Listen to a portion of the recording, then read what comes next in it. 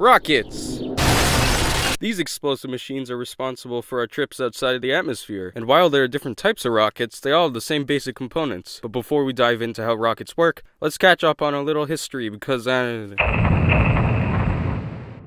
we don't have an exact date of when rockets came to be, but the first gunpowder rockets are said to have been created by some Chinese guy in the 13th century. These early rockets were used in war, and they looked like this. This rocket design probably looks weird and kind of poop, but that's just because you're used to seeing rockets that look like this. Yeah, that totally looks cooler than, this. Awesome over here, but, this... Yeah, I think I need to be somewhere else right now. Anyway, modern rocketing as we know it started when a science dude named Goddard created this design. Yeah, I know it's no space shuttle, but at least it's not this! Goddard shocked people when he created a rocket that ran on liquid fuel instead of gunpowder, raising the engine efficiency from 2% to 64%. New is good. This new technology greatly improved upon the old gunpowder rockets and opened up the possibility of manned spaceflight after 1945. Rockets were now used to move people instead of blowing them up, which is cool. This would lead to the moon landing in 1969 and several other successful missions afterwards. What's this? You didn't know that there was more than one type of rocket?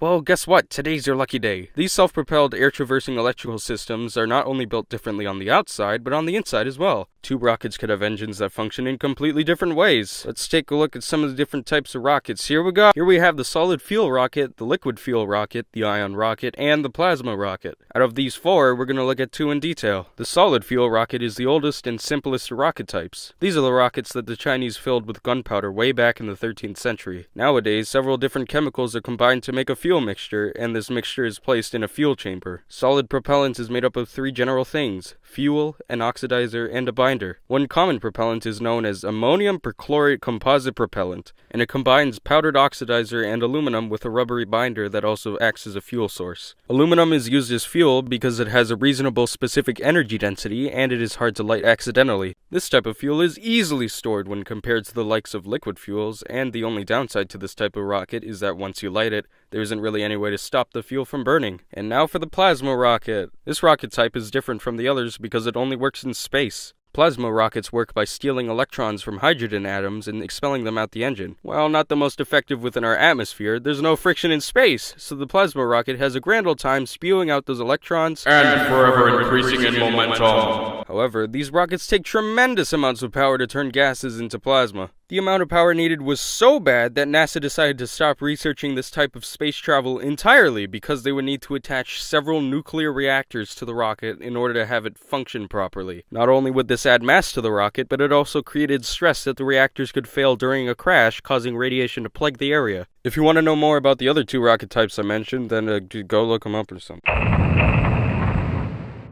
Alright, this one might sound a little overwhelming, but hey, I'm sure it's fine. Rocket scientists get overwhelmed all the time, and to reduce stress, why don't we listen to some jazz? Oh no! The nose cone is always placed at the front of the rocket, and is usually shaped like a rounded curve to minimize friction with the air rushing past it. Rockets with a larger diameter also have more drag because they're pushing more air out of the way. The speed of the rocket also affects drag. The rocket fins keep the rocket stable, so it doesn't spiral out of control and explode. Remote-controlled fins can also be used to steer the rocket should it veer off path, but are only useful in our atmosphere. There are two other factors in rocket aerodynamics called center of pressure and center of mass, but those are less cool to talk about and will stop me from moving on, so let's move on!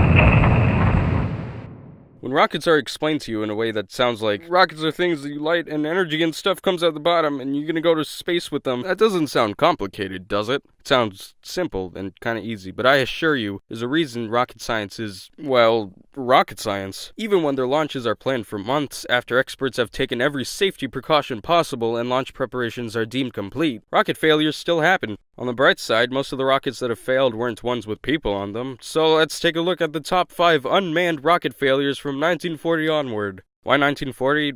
Well, I couldn't find any rocket footage before that.